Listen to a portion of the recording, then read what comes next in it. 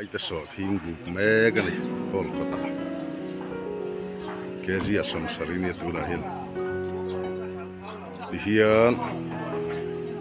tam zok in la buk lo la sal lo mun tina han chep buk from med hin